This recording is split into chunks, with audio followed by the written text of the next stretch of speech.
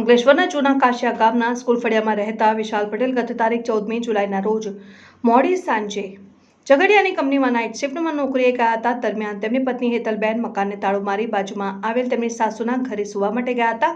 દરમિયાન તસ્કરોએ તેમના બંધ મકાનને નિશાન બનાવી દરવાજાનો લોક તોડી અંદર પ્રવેશ કર્યો હતો અને તિજોરી તોડી તેમાંથી સોના ચાંદીના દાગીના અને રોકડ રકમની ચોરી કરી ગયા હતા. હેતલબેન પટેલ સવારે તેમના ઘરે આવતા દરવાજાનો લોક તૂટેલો હતો અને તેઓ મકાનમાં જોતા તિજોરી તૂટેલી હતી અને સામાન વેરવિખેર પડેલ હતો. તેઓએ તિજોરીમાં તપાસ કરતા સોના ચાંદીના દાગીના અને રોકડા રૂપિયા 15,000 ગાયબ જણાતા ચોરી થઈ હોવાનું માલુમ પડતા તેમણે અંકલેશ્વર બી ડિવિઝન પોલીસ મથકમાં જાણ કરતા પોલીસ કાફલો આવી પહોંચ્યો હતો અને તપાસ શરૂ કરી હતી. આ ચોરી અંગે હેતલબેન પટેલે બી ડિવિઝન પોલીસ મથકમાં ફરિયાદ નોંધાવતા પોલીસે રૂપિયા 1,77,000ના સોના ચાંદીના દાગીના અને રોકડા રૂપિયા 15,000 મળી કુલ રૂપિયા 1,92,000ની ચોરીનો ગુનો નોંધી તસ્કરોનું પગેરું મેળવવાની કવાયત હાથ ધરી છે.